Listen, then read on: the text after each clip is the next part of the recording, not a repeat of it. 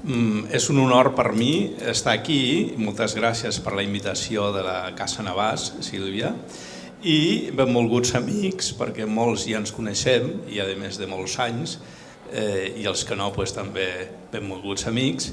Espero que passem una horeta molt agradable, gràcies al magnífic marc d'aquesta Casa Navàs, i també a parlar de Domènech i de Gaudí. L'heroi de la xerrada és Domènech, evidentment, però vist des de la perspectiva del seu company o rival, Antoni Gaudí. Bé, Lluís Domènech i Muntaner fou company de Gaudí en el sentit més estricte professional, perquè desenvoluparen el modernisme com arquitectes en la mateixa professió sobre el mateix territori, la ciutat de Barcelona i altres ciutats al voltant de Barcelona. I s'enriqueren mútuament, professionalment s'enriqueren mútuament. Gaudí s'enriquí de Domènech i Muntaner i Domènech i Muntaner s'enriquí de l'arquitectura de Gaudí. Tant a l'Escola d'Arquitectura de Barcelona com als edificis que van fer a Barcelona, bàsicament, com amb l'edificació simultània de l'Hospital de la Santa Creu, de l'Hospital de Sant Pau i la Santa Creu i la Sagrada Família. Penseu que l'edifici més proper de la gran obra de Domènech i Muntaner, que és l'Hospital de Sant Pau, l'edifici següent de Domènech i Muntaner és el Palau de la Música i la Sagrada Família està molt més a prop. Igualment, l'edifici magne de Gaudí, que és la Sagrada Família, l'edifici més proper és la Pedrera, i el que està més a prop és l'edifici magne de Domènech i Muntaner, que és l'Hospital de Sant Pau. Bé, Domènech i Muntaner era 2 anys i mig més gran que Gaudí, una petita diferència. I també això es va mantenir al llarg de tota la vida i també va morir 2 anys i mig abans que Gaudí. Aquesta petita diferència s'accentuà perquè Domènech i Muntaner va ser un estudiant molt bo i va treure el títol d'arquitecte als 24 anys i en canvi Gaudí el va treure als 26 anys. La qual vol dir que, de fet, professionalment es portaven 4 anys i mig de diferència. I ara ho estudiarem. La procedència de Gaudí i de Domènech va ser diferent i això, d'alguna manera, com a tots en la vida, ens marca les cartes amb les que juguem. Domènech procedia d'una família de Barcelona, de senyors de Barcelona, una família benestant de Barcelona, i una família intel·lectual.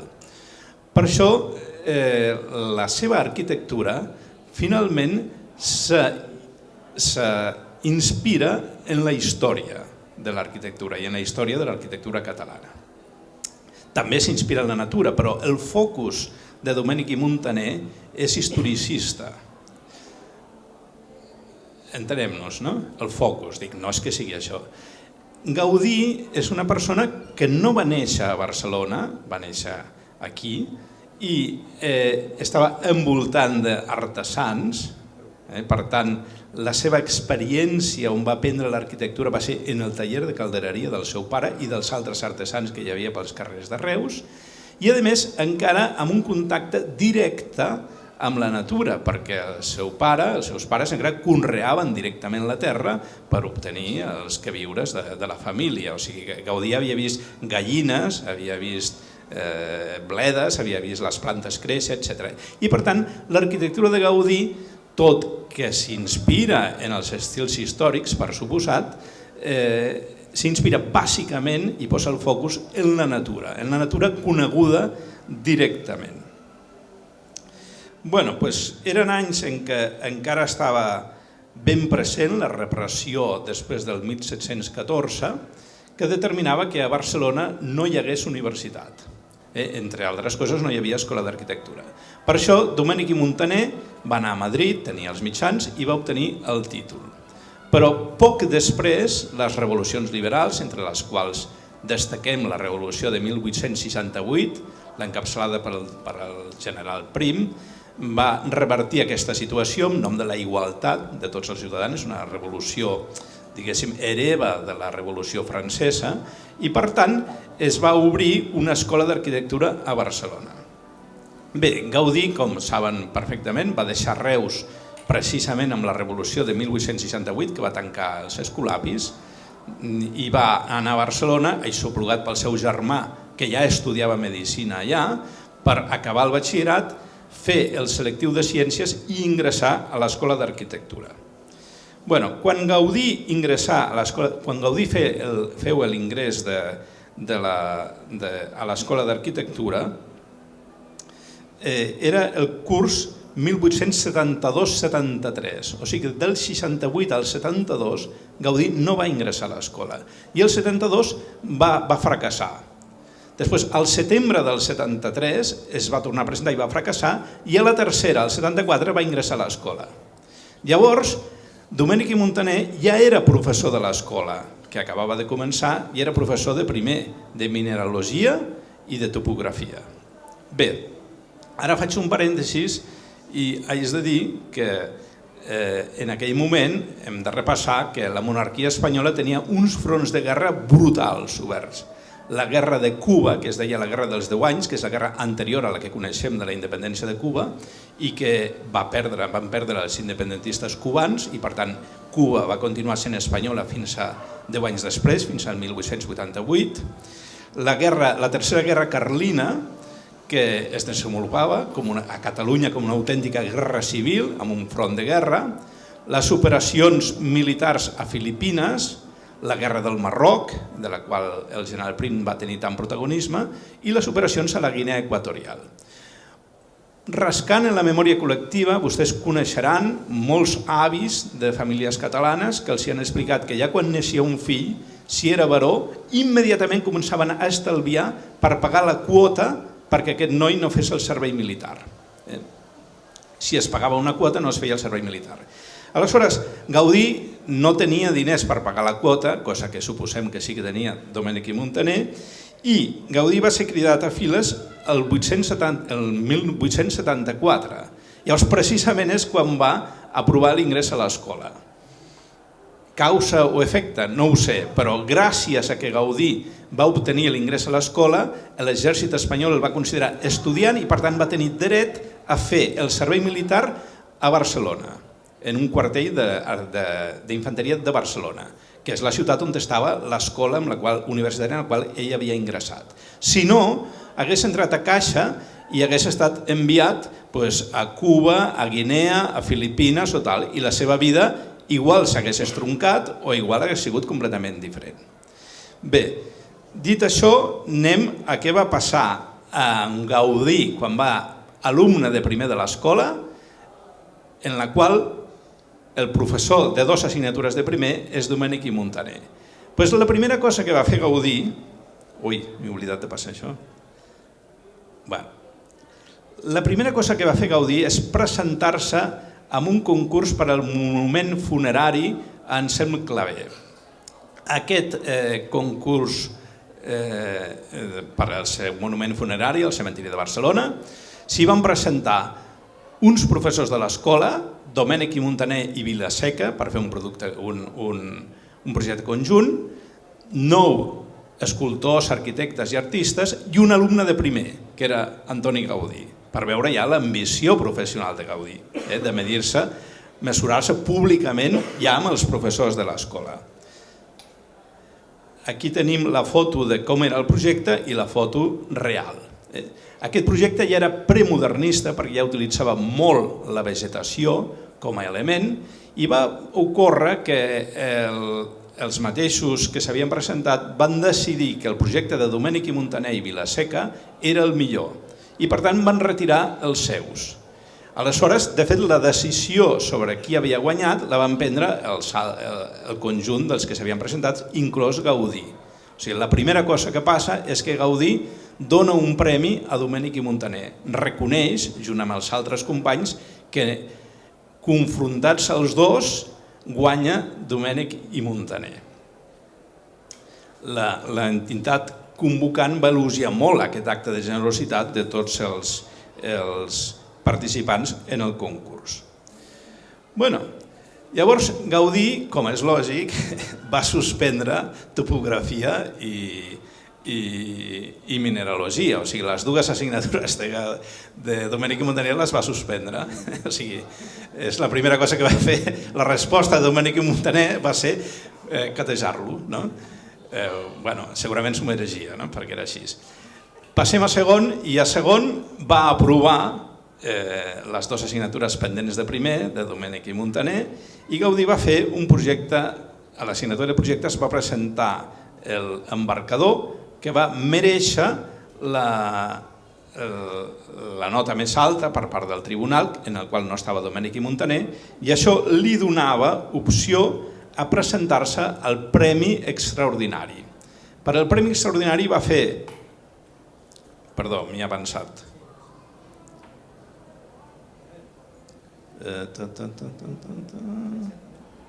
Sí. Bueno. O sigui, aquest és el projecte que va presentar per al Premi Extraordinari, amb el que havia obtingut la màxima nota de projectes, era amb el pati de la Generalitat de Catalunya. I aquest projecte sí que va ser avaluat per Domènec i Muntaner, perquè per obtenir el Premi Extraordinari es necessitava el tribunal format per tots els professors de l'escola, i no li van donar el Premi Extraordinari. El següent pas en què intervé Domènec i Muntaner com a professor és en l'exercici de revàlida, que és el Paranimf universitari. I aquí li van donar un aprovat pelat, o sigui, no va passar gaire més enllà.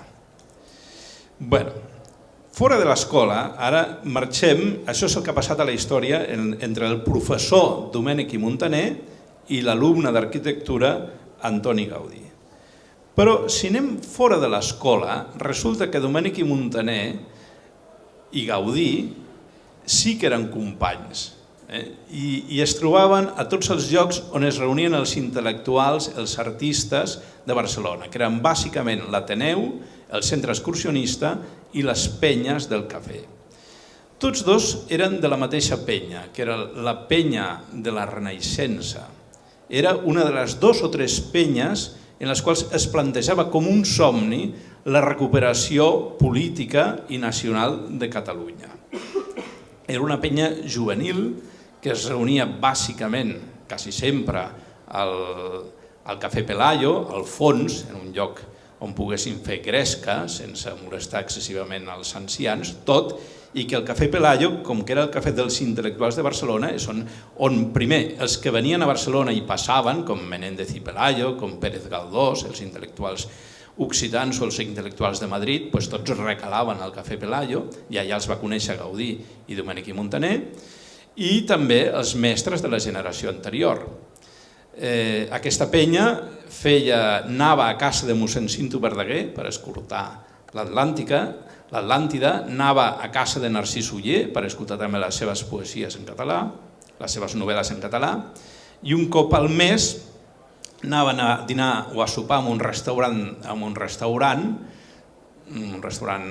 de prestigi, el que vol dir, en el llenguatge de l'època, un restaurant on pogués anar un capellà. En aquests sopars venien mossèn Cinto Verdaguer i mossèn Jaume Collell, que és l'ideòleg d'un regionalisme, d'un catalanisme d'arrel catòlica, similar al d'Irlanda i al de Polònia. Tots sabem que el romanticisme havia escardat totes les fronteres d'Europa, això que les fronteres dels països no canvien, deu ser altre lloc, però al continent europeu canvien contínuament. I països que estaven desunits, com Alemanya i Itàlia, es unifiquen, altres que estaven desapareguts, com Polònia, tornen a ressorgir, i altres que estaven sotmesos a altres, com Grècia o com Irlanda, obtenen o lluiten per la seva independència. En el cas d'Irlanda i de Polònia, aquests moviments tenen un marcat caràcter catòlic, igual que en Grècia tenen un marcat caràcter ortodoxe davant dels turcs, que són musulmans. Collell propugnava aquest tipus de moviment cap a la independència o cap a la plenitud nacional, no diguem independència en aquell moment, i tant Domènec i Muntaner com Gaudí sembla que s'hi van apuntar,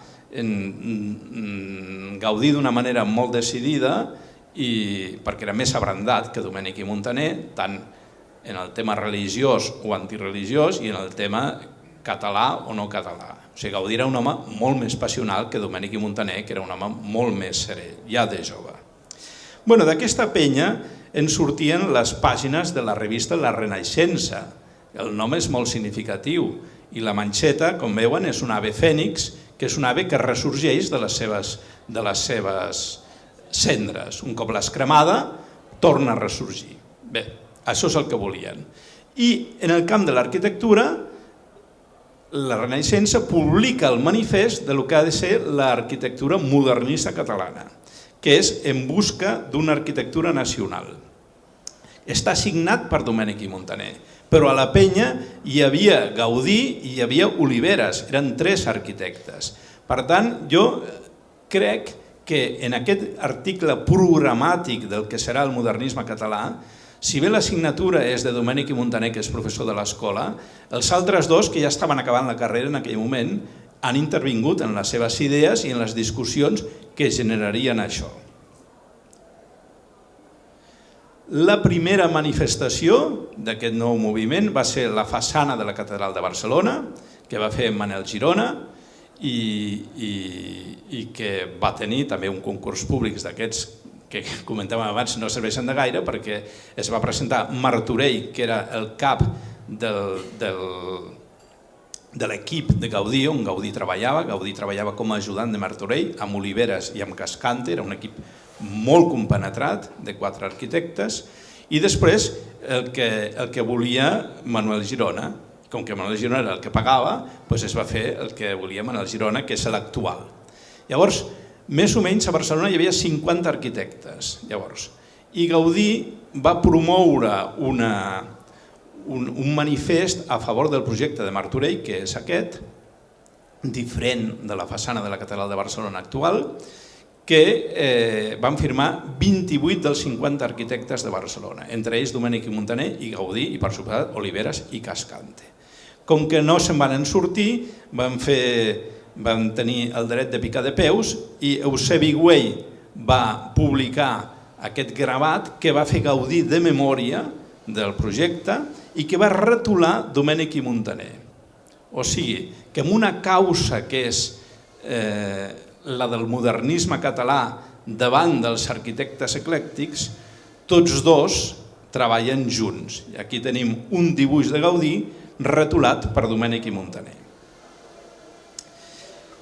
Tot es va manifestar en l'Exposició Universal del 1888, que és quan Domènech i Montaner fa grans edificis a l'exposició i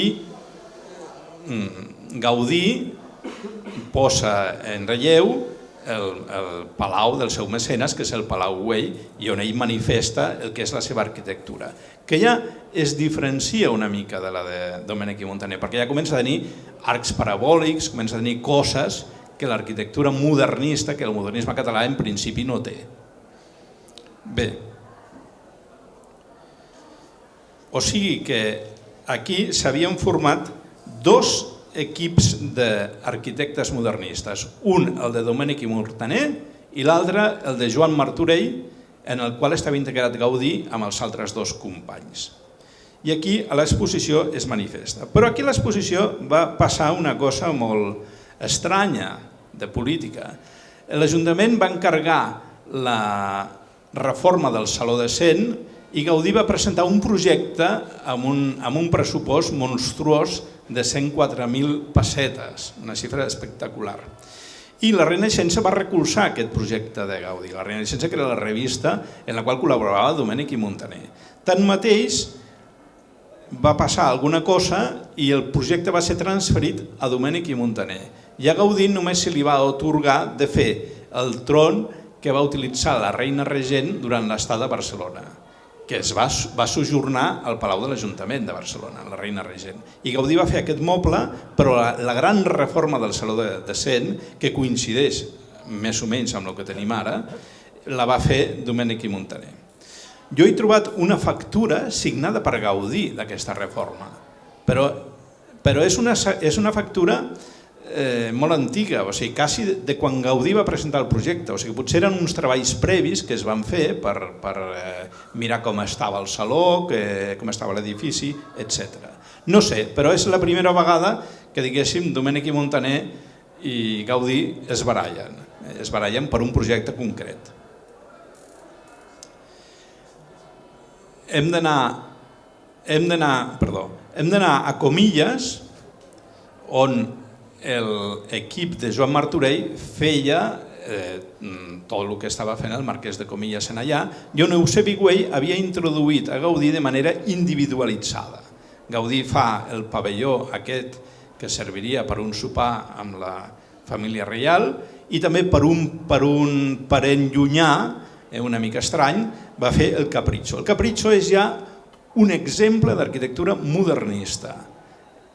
És exactament el que diu el manifest En busca d'una arquitectura nacional aparegut a la Renaixença. I aquí tenim el primer exemple fet per Gaudí. Ara bé, l'equip aquest de Martorell estava molt compenetrat, hem dit, i llavors qui estava desplaçat a Comilles i vivia allà era Cascante. Gaudí no va anar-hi mai, sembla ser que va anar-hi una vegada però d'estranquis, i tot és el que dirigia les obres. Però Cascante va traspassar inopinadament en aquell moment i llavors va haver de ser substituït. L'oliòsic és que hagués estat substituït per Gaudí, un altre membre del mateix equip, però això no va passar. No per Oliveres, perquè Oliveres i Güell estaven barallats els dos, perquè Oliveres era anarquista i Güell no ho era i no passava. Tenim aquí el Palau de Sobrellano, de Comilles, i el Palau Güell, perquè vegin la influència de Joan Martorell sobre Gaudí. Joan Martorell era el mestre i posats en la mateixa perspectiva no es pot negar que hi ha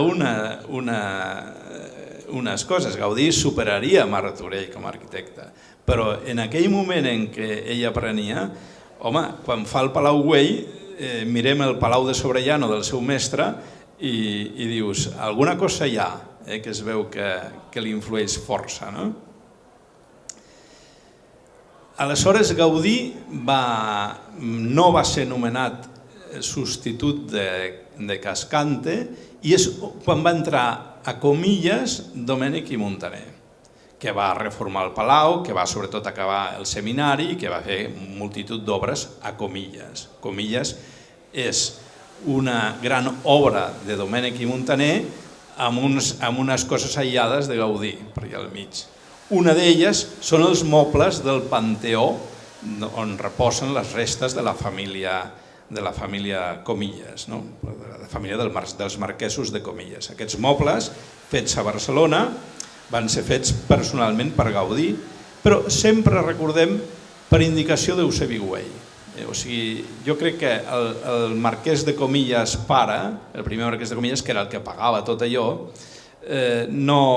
potser no li va agradar el Palau Güell quan el va veure a Barcelona, que va rebre moltes crítiques negatives per la seva novetat, o no li va agradar el Capriccio, que va pensar que era una cosa una mica així ostentosa, i llavors es va decantar per canviar d'equip d'arquitectes i passar el gros de l'encàrrec a Domènech i Muntaner.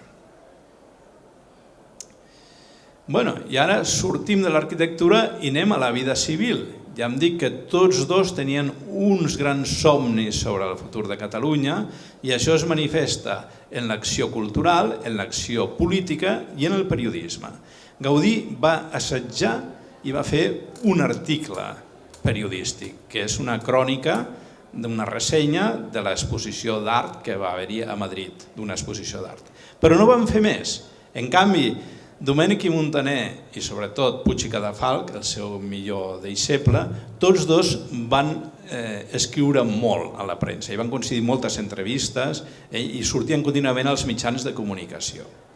Gaudí, com sabem, no solament no escrivia fora d'aquest article, sinó que no concedia entrevistes, poquíssimes. O sigui, és un home públic estrany en aquest cas, perquè l'home públic, com era Gaudí, ja mundialment conegut, el lògic és que contínuament fos entrevistat per als diversos mitjans.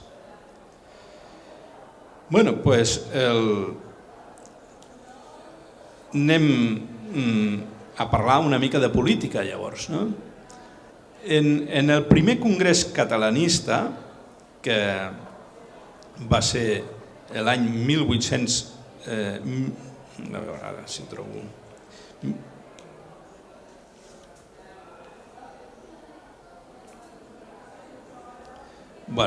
El 1892 és l'Assemblea de la Unió Catalanista i 12 anys abans, el 1880, és el primer congrés catalanista en què per primera vegada es planteja el tema. En aquest congrés es van inscriure tant Domènech i Muntaner com Gaudí. Els dos estaven inscrits. I, com saben els historiadors, el primer que va passar és que es van barallar, es van partir en dos blocs, el de Valentí Almirall i el de la Renaixença, i es van barallar, i els de la Renaixença van marxar. Valentí Almirall es va declarar no separatista i els de la Renaixença es van declarar romàntics. El romanticisme ho vol tot. Bé, però 12 anys després, quan la cosa ja agafa embrancida i es fa a Manresa l'Assemblea de la Unió Catalanista per fer una Constitució regional catalana i plantar-se a l'Estat i demanar-la, l'Assemblea és presidida per Domènech i Muntaner, amb un joveníssim advocat Enric Prat de la Riba com a secretari, i Gaudí ja no està apuntat. Ja s'ha sortit del camp de la política i no participarà mai. Quan el 1905, molt després, li demanen ser regidor de l'Ajuntament de Barcelona, en el moment de la solidaritat catalana, també s'hi nega i presenta Rubió, que és el que agafa el seu lloc. Ell deia de si mateix, diu, el polític ha de tenir unes qualitats essencials, una gran passió per la cosa pública i una gran força de voluntat per a contenir i conduir eficaçment aquesta passió. Jo tinc, sens dubte, la primera condició, però em falta per complet la segona. Que cadascú faci servir el do que Déu li ha donat. La realització d'això és la màxima perfecció social. Jo treballo per Catalunya dins del meu camp propi, alçant el temple, ja que el temple és el més digne de representar a un poble. Doncs sí, això és el que va passar, que tant Domènech i Muntaner com Puig i Cadafalch van desenvolupar unes grans carreres polítiques i en canvi Gaudí es va centrar en l'arquitectura i a més progressivament cada vegada més en la Sagrada Família i finalment ell mateix explicava de si mateix que la seva funció en la societat, el seu servei a Catalunya i a la humanitat era alçar el temple de la Sagrada Família. Aquí tenim dos exemples en el Passeig de Gràcia d'obres de Domènech i Muntaner i d'Antoni Gaudí, en les quals podem veure que l'estil modernista català es realitza en perfecció en Domènech i Muntaner i en canvi en el cas de Gaudí sorgeixen coses de la seva fantasia i de la seva evolució tècnica que Domènech i Muntaner no les fa.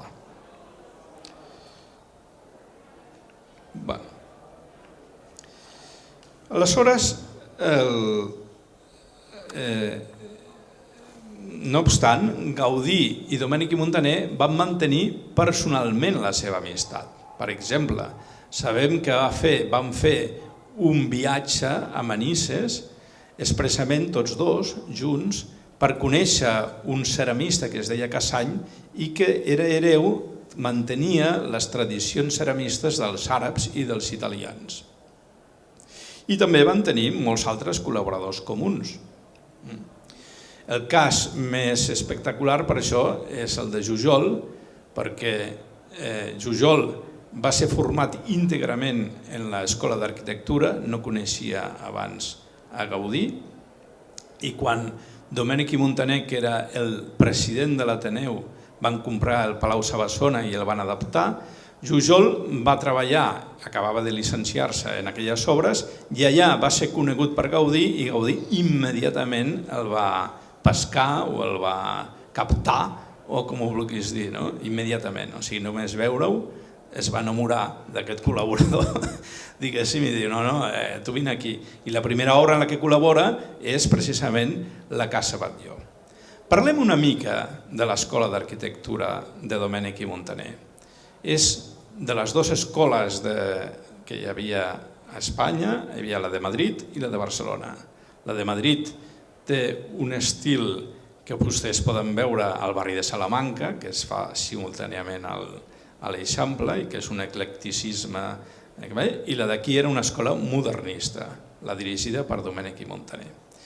Tanmateix, Gaudí tenia moltes reticències respecte a l'Escola d'Arquitectura de Barcelona. Primer, perquè no es parlava d'ell a l'escola.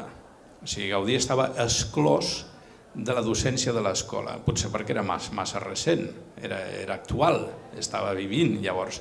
Però Gaudí era conscient que ell era el gran renovador de l'arquitectura catalana, i parlaríem també d'un nivell molt més universal, i per tant li dolia que a l'escola no es parlés d'ell. Però segon i sobretot perquè Gaudí era radical en alguns temes i el que l'escola de Barcelona depengués de l'estat espanyol i per tant estigués prohibit donar classes en català i les classes fossin en castellà, això no ho acceptava, no acceptava de cap manera. Per això, sobretot per la primera raó, però també concomitant amb la segona, l'obrador de Gaudí es va anar constituint com una escola d'arquitectura complementària o inclús alternativa.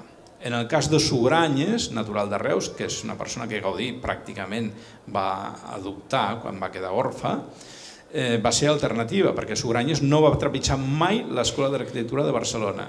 Va fer tota la seva carrera d'estudis, d'aprendre de la manera, diguéssim, medieval, que és al costat d'un mestre, i després es presentava com a alumne lliure a l'escola. Però dels alumnes de l'escola, dels 250 alumnes que es van llicenciar en l'Escola d'Arquitectura de Barcelona durant la vida professional de Gaudí i de Domènech i Montaner, uns 18 van anar, uns 25 més o menys, van anar a l'obrador de Gaudí a sentir les seves lliçons que donava la Sagrada Família o el soterrani de la Pedrera. D'aquests, una dotzena llarga, van ser col·laboradors d'ell, van treballar amb ell en algun període més o menys curt o més o menys llarg. I el curiós, com hem dit abans, és que el seu col·laborador privilegiat, l'únic al que donava plena llibertat, no era d'aquests, sinó que havia estat educat íntegrament per Domènech i Montaner. Era així tant que estava tan descontent amb l'escola dirigida per Domènech i Montaner en Gaudí que es va proposava tancar-la.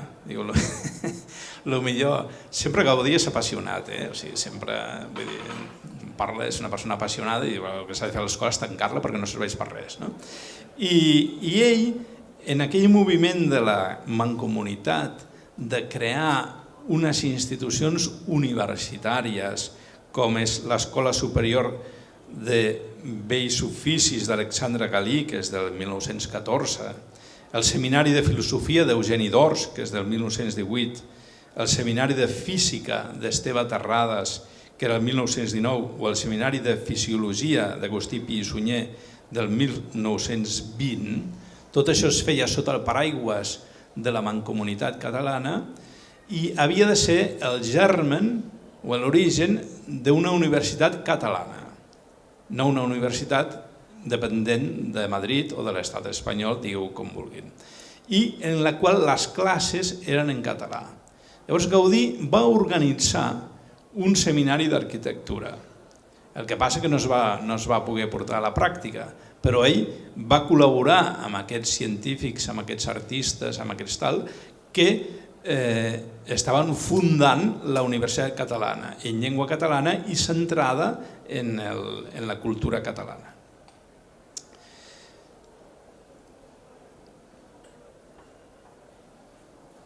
Veiem un altre exemple, podríem posar moltes fotografies d'aquestes, de coses de Gaudí i coses de Domènech i Montaner. Després hauríem de buscar la prelació cronològica, que no és gaire important, perquè per el que els he explicat que la seva trajectòria artística com a arquitectes neix junta, es desenvolupa junta amb les mateixes idees i després ja es divergeix, però continua tenint una base que és un origen que és el modernisme català descrit o programat en l'article En busca d'una arquitectura nacional, que és comú, i acaben sortint coses semblants.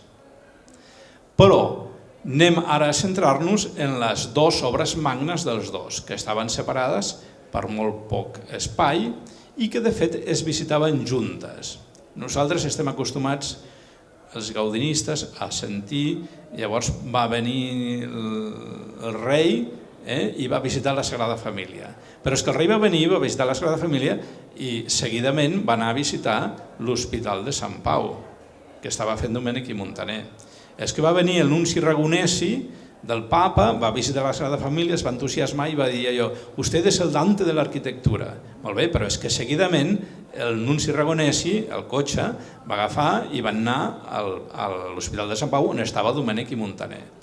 Clar, llavors, els que ens dediquem a gaudir, aquesta segona part pràcticament no sabem el que va dir allà el nunci, ni sabem el que va dir el rei, ni sabem el que va dir tal arquitecte o tal altre que van fer aquesta visita. Però en la Barcelona del moment, la visita a la Sagrada Família i a l'Hospital de Sant Pau, a les obres de la Sagrada Família i a les obres de l'Hospital de Sant Pau, era conjunta.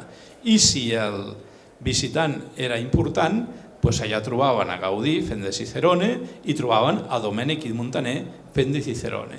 I això permetia establir la comparació entre els dos, perquè tots dos estaven fent les seves dues grans obres. O sigui que era una tarda molt entretinguda la que passava, veient l'obra de Gaudí i veient l'obra de Domènech i Montaner. Un document que els vull llegir és el de la visita del 1913 que va fer els arquitectes espanyols de manera corporativa, perquè a Barcelona es va fer el 1913 el segon congrés dels arquitectes espanyols, que incloïa els catalans. Aquest congrés, aquesta assemblea de l'Associació d'Arquitectes Espanyols, va culminar amb aquesta visita, amb una visita a les obres de la Sagrada Família i a una visita a l'Hospital de Sant Pau. I deien així, després de la visita, en la seva revista, en les actes que van fer: «Los arquitectos que hemos concurrido a la asamblea rendimos de nuevo un tributo de admiración a las dos grandes obras de la arquitectura contemporánea, la Sagrada Familia y el Hospital de San Pablo, en cuyas visitas los insignes maestros Gaudí y Domènech dieron en castellano explicaciones detenidas de todos los problemas constructivos, de las soluciones artísticas y del lenguaje simbólico de sus dos obras magistrales, ante cuyos productos del genio y tan gallardas muestras de fantasía quedan sin relieve y como achicadas las demás obras arquitecturales». Estic llegint un acte oficial de l'Associació d'Arquitectes Espanyols. «Prescindamos de crítica arquitectónica, no analicemos teorías estéticas ni razonemos sistemas constructivos. Ante lo sublime no cabe desmenuzar detalles ni buscar fundamentos. Solo es dable admirar el conjunto, quedar anonadados y convenir que estas manifestaciones del genio humano dan vida a un pueblo». Això és com ho van veure els arquitectes espanyols reunits a Barcelona i com ho ha vist la història de l'art, sens dubte, o la història de l'arquitectura. No era un criteri,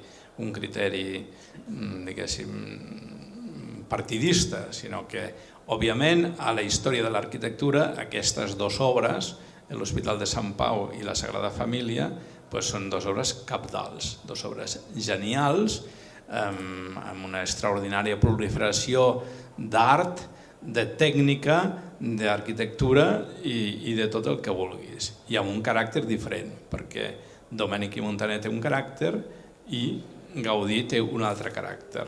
Com totes les obres genials, el geni en qüestió és el pare de la criatura i els fills o les filles s'assemblen als pares, i els pares són diferents, tot i que parents, no? I coneguts. Bé, ens queda doncs passar, aquí tenim a Gaudí, que té una vida intensament religiosa, pública, en els últims anys de la seva vida, i veiem com si veiéssim la professor des d'un balcó del Palau de la Música, i en canvi Domènec i Montaner no l'hem vist mai així amunt amb una professor. En canvi sí que l'hem vist actuant en la política com a president, com a diputat, com a moltes coses, i actuant també en el món de la cultura. Però com que som a Reus, hem de parlar de la història de Domènec i Montaner i de Gaudí a Reus, que tots vostès coneixen. Quan Gaudí ja estava centrat en la Sagrada Família, li va fer molta il·lusió tornar a Reus i fer el santuari de la Mare de Déu de la Misericòrdia, o refer-lo, reformar-lo, convertir-lo en aquest esbós que ell va fer, que és un esbós com els que sempre feia Gaudí. O sigui, Gaudí, a l'inici dels seus edificis, és una cosa així. I llavors el tio dibuixava aquí, diguéssim, el santuari de Misericòrdia. Després, els pobres aquests com el Berenguer tal i qual, diuen, bueno, ara amplia aquest dibuix, i ja tal, però a l'inici de les idees genials de Gaudí, ell treia un llapis i ho dibuixava així, en un paperet com aquest. I a partir d'aquí surt la Casa Batlló, surt la Pedrera, surt el Santuari de Misericòrdia, surt la Sagrada Família. La Sagrada Família és una mica més complexa, però surten les obres de Gaudí a partir d'una cosa que ja ha concebut i que la dibuixa amb un croquis, com aquest. Aquest és el croquis. Aleshores, és sabut que això va sortir malament i que Gaudí es va molestar moltíssim de no poder fer això.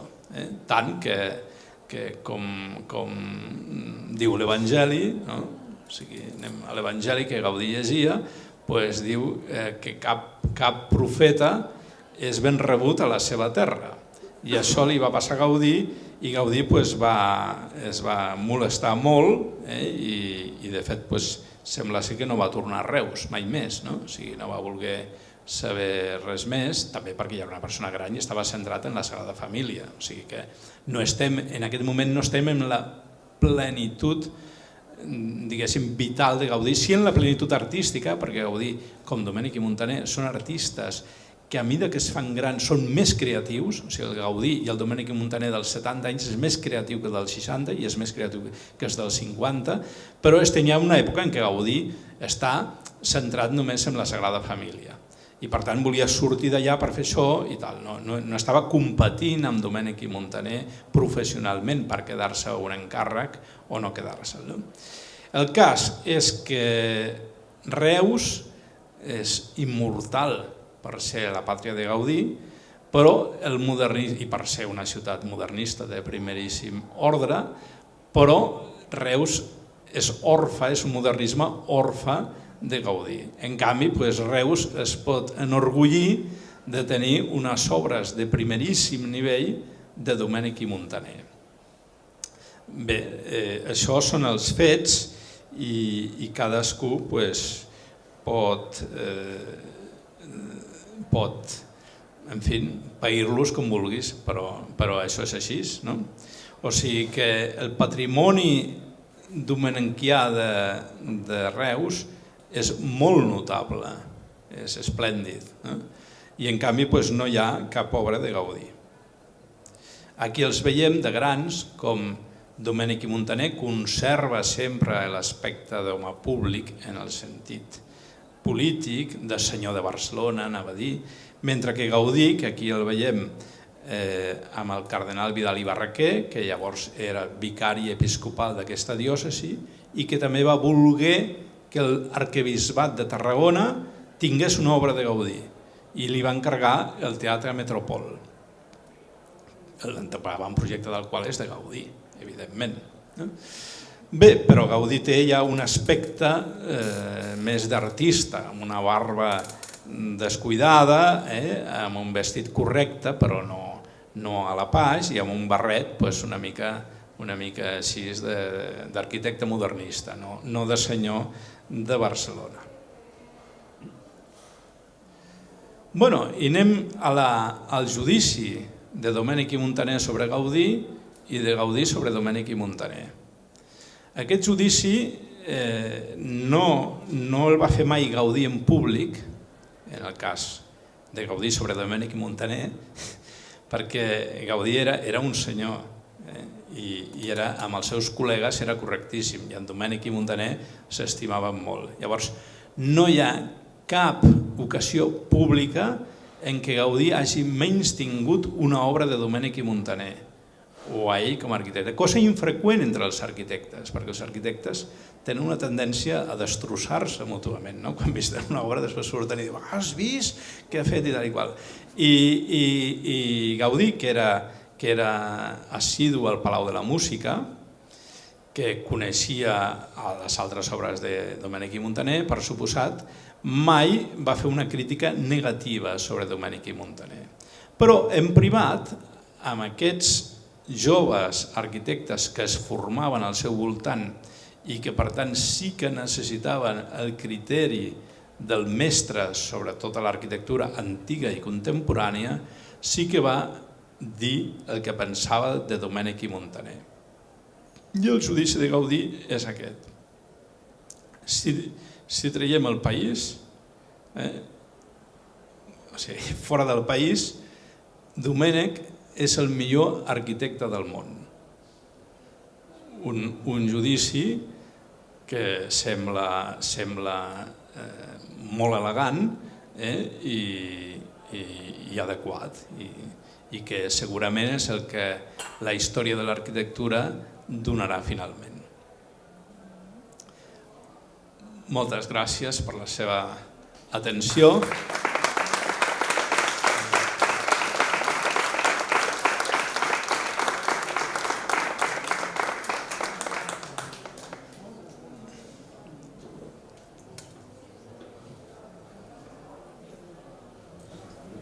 Bé, agraïm al Josep Maria aquesta conferència interessantíssima, on segur que tots i totes hem après molt. Ens queden... Sí, podem fer una estoneta de preguntes. Com sempre jo obro el foc perquè l'audiència es vagi escalfant i després si algú té qüestions els hi traslladem. El titular d'aquesta conferència era Gaudí i Domènech i Gaudí, companys o rivals, a moments companys, a moments rivals, però si haguéssim de simplificar, van ser més companys que rivals o més rivals que companys? Més companys. I a nivell personal com va ser? No, a nivell personal era molt elegant, vull dir que professionalment es reconeixien la vàlua l'un a l'altre i com hem dit, i a nivell personal de joves va ser un companyerisme total a la penya de la Renaixença i a l'Ateneu, a les excursions que feien. Era una penya molt excursionista, que el bon temps sortia per anar a veure ermites, anar a veure paisatges, anar a veure coses, i professionalment també van ser companys perquè de fet van compartir molts col·laboradors. O sigui que aquesta base artesanal que té el modernisme català, que és imprescindible i sense la qual no existiria aquesta casa, ni tal, de ceramistes, de vitrallers, de ferrers, d'escultors, en molts casos eren els mateixos els que treballaven per Domènech i Montaner i per Antoni Gaudí. O sigui, no existia una rivalitat personal. En canvi, sí que és més, o sigui, Gaudí, en el plet que tenia Puig i Cadafalch amb Domènech i Montaner, estava totalment a favor de Domènech i Montaner, o sigui que, vostès que coneixen la història de Domènech i Montaner, els estudis que Puig i Cadafalch va publicar sobre l'art romànic i sobre la història de l'arquitectura, deia Gaudí que els havia fet Domènech i Montaner, o altres deixebles de Domènech i Montaner, i que Puig i Cadafalch se'ls havia apropiat injustament. Això és una opinió una mica pejorativa per Puig i Cadafalch, però és el que deia Gaudí, i no solament Gaudí, sinó molta altra gent. O sigui, sempre es van portar molt bé l'un amb l'altre. I la segona pregunta que li llanço, si recordo, jo no vull posar el dit a la llaga, però jo he començat aquesta conferència llançant un guà. He sentit en algun moment Gaudí, Reus i Pàtria, sí. Però concret la pregunta. Després d'haver estudiat molt extensament la seva biografia, a la pregunta de on va néixer Gaudí, què hi diu Josep Maria Tarragona? Home, aquí tots els meus amics ja ho sabeu el que dic, no? O sigui, perquè no hem començat ara, no? Però, o sigui, en aquella època, mitjans del segle XIX, un part, un deslliurament d'una criatura, era una cosa complicada per una dona, no? Potser la primera vegada, n'hi havia moltes morts, de fet, no? I llavors no es anava a l'hospital i a més era una de les coses femenines, la societat estava molt diferenciada entre homes i dones, llavors que entressin metges, varons, a fer això no existia, diguéssim, tot ho feien les dones, llavors normalment es anava a la casa de la mare a tenir els fills, perquè si estava una gran infraestructura, s'estava en un perill de mort degut a les condicions higièniques, no és que un part sigui un perill, però en l'època sí que ho era perquè les condicions higièniques de tot eren inexistents. Aleshores, això normalment passava a casa de la mare. Aleshores, clar, aquí l'Ajuntament ha posat aquesta placa de que aquí va néixer Gaudí i tal i qual, el qual és lògic. Però jo sempre he tingut la possibilitat de que, tenint en compte que ell era el cinquè fill i que era una senyora, per tant la mamà de Gaudí, una senyora experimentada, que això hagués pogut passar a casa seva, que era al carrer Sant Joan. O sigui que, no sé, en principi va néixer a la casa que es diu, però si sortís un document o un relat o alguna cosa que digués que va néixer a casa seva, que el deslliurament de l'Antoni Gaudí es va muntar a casa seva, també m'ho creuria, diguéssim. No em resultaria del tot estrany amb una senyora, amb una dona ja gran i que ja ha tingut, que és el cinquè fill que té. Ara, evidentment, les coses, si es podia, o el normal era que el normal és que Gaudí hagués nascut al carrer de Sant Vicenç, amb sortida pel carrer de l'Amargura, que era la casa de la mare de la senyora que el va portar al món. Volia dir que, per comentar de les diferències entre l'arquitectura de Gaudí i de Domènech i Muntaner, entrant una mica en això, és que Gaudí finalment sempre produïa els seus edificis a partir de maquetes tridimensionals. Perquè els edificis de Gaudí, o les grans obres de Gaudí, són molt difícils de reduir a un plano de 2 dimensions per dibuixar-los. I per això Gaudí utilitzava preferentment, a partir d'aquests croquis que hem dit, tan petits, el que es feia era una maqueta de guix, perquè és tridimensional. Tots els arquitectes treballen reduint el que ells han pensat en un plano de 2 dimensions. Es pot dibuixar en un plano i dibuixat en un plano, aquest plano es pot interpretar fàcilment per qui ha de construir aquell edifici que està dibuixat en el plano. Aleshores, Domènech i Muntaner mai va donar aquest pas. Tots els edificis de Domènech i Muntaner estan plasmats en un plano de 2 dimensions. I el constructor o el director de les obres sabia interpretar perfectament el que posava aquell plano de 2 dimensions. En el cas de Gaudí això no passa i per tant s'ha de fer una maqueta per explicar el que vol fer. És a dir, que Gaudí dona un pas a la tercera dimensió, al volum, que Domènech i Muntaner, com tots els arquitectes, no dona. I aquí rau una de les diferències jo crec que la diferència clau entre l'arquitectura dels dos, no en la genialitat, que els dos són uns genis, però finalment Gaudí tenia una imaginació espacial que ell atribueix que el seu pare, el seu avi i el seu besavi eren calderers i que era fill i net de calderers i que llavors havia après o havia vist o sabia com transformar una superfície plana en un volum, que això és el que fa el calderer, una planxa d'aram la transforma en una caldera o en el que sigui, i per tant Gaudí atribuïa aquesta facilitat que ell tenia a una arrel extraarquitectònica. No ho havia après a l'escola d'arquitectura i dels altres arquitectes. Diu, això em ve del pare i dels avis, que jo tingui aquesta facilitat per fer això. I aquesta facilitat Domènech i Muntaner no la tenia, perquè ell havia après l'arquitectura a l'escola d'arquitectura.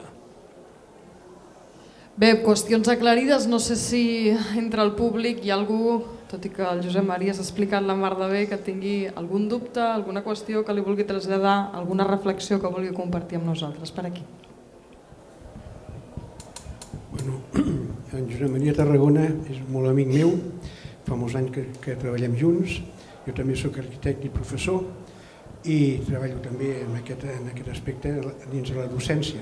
Però respecte al que ha explicat sobre les dues figures d'en Gaudí i Domènech Muntaner, el que jo desconeixia, conec perfectament la vida d'en Gaudí, les obres d'en Gaudí, totes estan a Barcelona, i les que no coneixia són les que estan aquí, que és el Domènech Muntaner.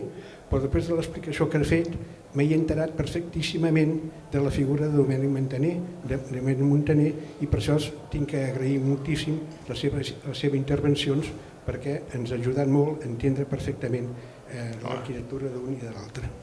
Ja està, només volia comentar aquest aspecte. Doncs gràcies. Ja que hi som, el convidarem a Reus a que faci la ruta modernista. Sí. Crec que per aquí hi havia... Bona tarda. Bona tarda. Bon vespre.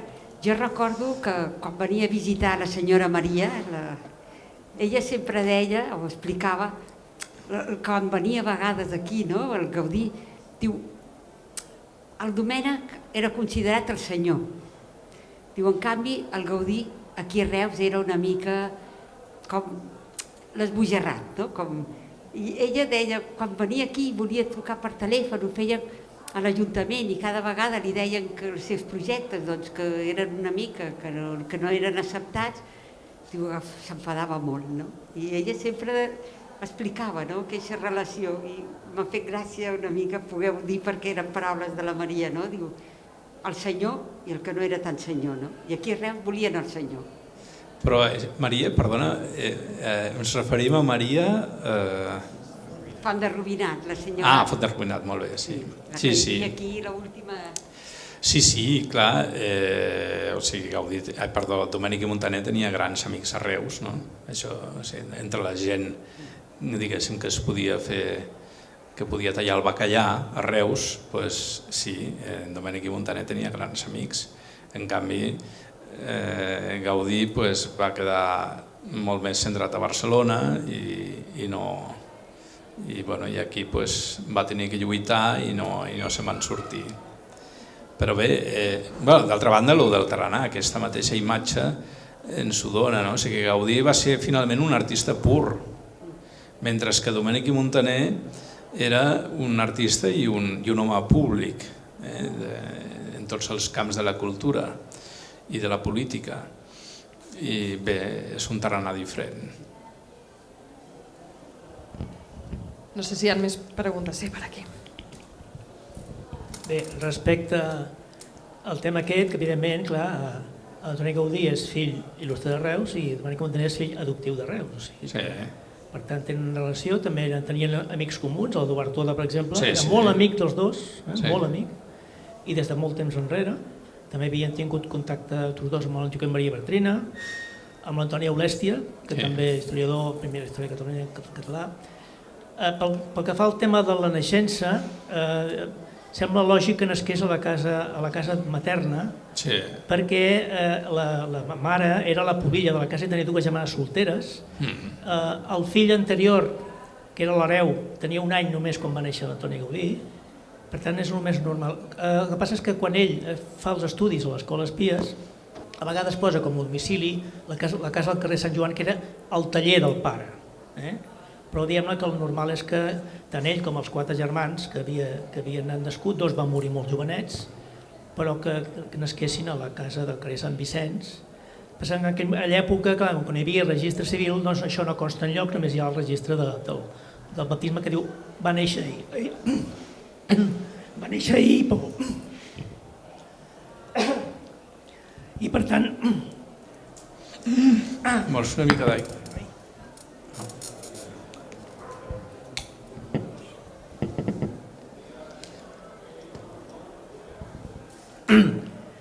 Evidentment, això del tema aquest d'això, quan es va sortir la polèmica a partir de l'any 60, que va sortir aquest llibre, La veritat sobre Gaudí, publicat defensant que havia nascut a Riudoms i tot això, un capellà que va firmar un pseudònim, doncs va sortir el Guixo Granyes dient que va fer el llibre aquest dient que havia nascut al carrer Sant Joan, i de fet se va posar una placa al carrer Sant Joan. Se va retirar perquè va considerar que era el més lògic que nasqués a la casa materna, que és una casa que tenia, a part de la planta baixa, doncs hi havia el taller, però hi havia el primer pis molt ampli, i en canvi la casa del carrer Sant Joan era simplement el taller del pare, no era una casa on visquessin habitualment, i a més dir que era la pubilla de la casa, i per tant és normal que nasqués teòricament a la casa del carrer Sant Vicenç. Sí, estic d'acord en que és absolutament lo esperable i el que es feia en aquella època. A mitjans del segle XIX es feia així, aquí i a tot arreu. Vull dir que era una cosa que es preparava molt i que es tenia molta cura i que ho feien les dones. Era un tema completament femení, mentre els homes, com veiem en algunes pel·lícules, esperen fora i al final els hi comuniquen el que ha passat, però per suposat mai entraven en aquesta situació. Era la llevadora la que feia la funció. El llibre aquest que es va publicar dient que havia nascut a Riudoms deia que una neta d'una llevadora havia dit que havia atès a la mare de Gaudí, però no diu de quin fill. Va tindre 5. No, bueno, sí, però... Per tant, és tota una especulació... Però, a veure, o sigui, efectivament no existia registre civil. Si hagués existit registre civil, l'haguessin registrat a casa dels seus pares, que estava domiciliat al carrer Sant Joan, o sigui que tampoc... No, al carrer Sant Joan hi havia el taller del pare. Però no estava domiciliat allà? Bueno, tampoc no hi havia registre? No, sí, però vull dir que el normal és que nasqués a la casa, quan ja dic que hi havia 2 germanes de la mare. Sí, no, això sí. Hi havia la germana gran i el germà petit. Però vull dir, el document feacent, diguéssim, és l'acte de baptisme i després tots els documents que Gaudí signa al llarg de la seva vida, des de l'ingrés a l'escola,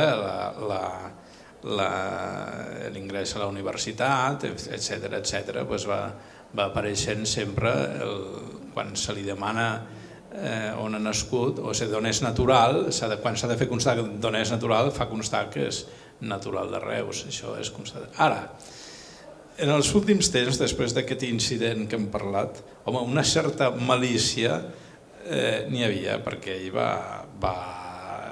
o sigui, tal com era, es va sentir molt molest amb Reus, però molt. O sigui que tot ajuda. Sí, esclar, a més el tema aquest de la reforma de misericòrdia, que ell, com has dit molt bé, era una cosa que a ell li agradava molt perquè tenia una certa veneració. Sí, era una cosa personal. I va sentar molt malament que l'arquitecte municipal, el Pere Caselles, fes un informe dient que la tanca que havia fet s'havia de tirar a terra, o que el mateix Pere Caselles va fer firmar un manifest a tots els veïns dient que havien de donar per anar al mas. Això Gaudí va dir en tinc prou i se'n va anar. Que Gaudí tenia molt mala reacció amb segons quines coses i per això hi ha obres que no va acabar, obres que... No, exacte, o sigui, el que no es podia és discutir amb Gaudí d'arquitectura, no? O sigui, això evidentment, i l'única discussió que... Però clar, era molt jove, era la de la Real Acadèmia de Belles Artes de San Fernando, que li va votar el projecte del Palau Episcopal d'Astorga, que segons el concordat ho havia de pagar l'Estat i per tant ho havia d'avisar la Real Academia de Bellas Artes de San Fernando de Madrid. I és curiós perquè el ponent que va votar el projecte de Gaudí li va fer repetir és el marquès de Cubas, que és l'arquitecte de l'Almudena de Madrid, de la catedral de l'Almudena de Madrid. Ara, vostès quan baixin a Madrid, si tenen ocasió, apropin-se a l'Almudena, amb tota la veneració per la Mare de Déu de l'Almudena, que és l'educació d'allà, de Madrid, i per tant absolutament no solament respectable, sinó benvolguda, igual que la de Misericòrdia de Reus o la Mercè de Barcelona, però mirin una mica l'arquitectura. I clar, dius, evidentment aquest home, quan li va arribar un projecte de Gaudí, li va dir això és incomprensible, evidentment, no? Perquè, en fi, estem parlant d'una cosa que costa de creure. I Gaudí, per obediència al seu amic Grau, va corregir el projecte i el va tornar a presentar amb les correccions que li havia indicat el marquès de Cuba. Però després no, després l'únic que es podia dirigir, adreçar amb ell de tu a tu era Eusebi Güell. I Eusebi Güell mai ho va fer, però sí que li hagués acceptat. Si Eusebi Güell li hagués dit mira, això no m'agrada, fes-ho d'una altra manera. Però amb els altres clients que li van fer, li va dir, aquí et quedes, o sigui, què t'has pensat? I per això també és per lo que segurament és un dels factors pels quals Gaudí es va quedar sense encàrrecs i es va anar quedant a la Sagrada Família, perquè després de l'experiència de la Casa de Milà, en què l'arquitecte va posar un plet al client, home, tu ets un client i dius, home, abans d'encarregar la meva casa amb aquest tipus, vés en compte perquè pots acabar que el tio et posi un plet a tu, no? O sigui que no era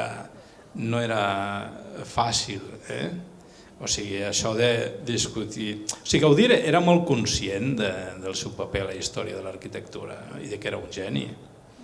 Llavors, és com si un senyor volia discutir de pintura amb Picasso, doncs, diu, no, vostè ha d'anar al taller de Picasso, diguéssim, s'ha de treure el barret i ha d'anar allà a aprendre o a tal, o a que li facin un quadre, i molt tal. Llavors, clar, en el cas de Gaudí i l'arquitectura era el mateix, és que jo soc conscient de qui soc en la història de l'arquitectura. Clar, llavors que un senyor com Caselles li faci un informe negatiu, això és inadmissible. Bé, ens queda temps per una darrera pregunta, dues, si són curtetes. No sé si algú més es vol sumar en aquesta conversa o ho tancarem aquí. Sí? Ho deixem aquí. Gràcies, ha estat un plaer. I fins aviat, que vagi molt bé. Moltíssimes gràcies a tots. Ha sigut una vetllada molt agradable.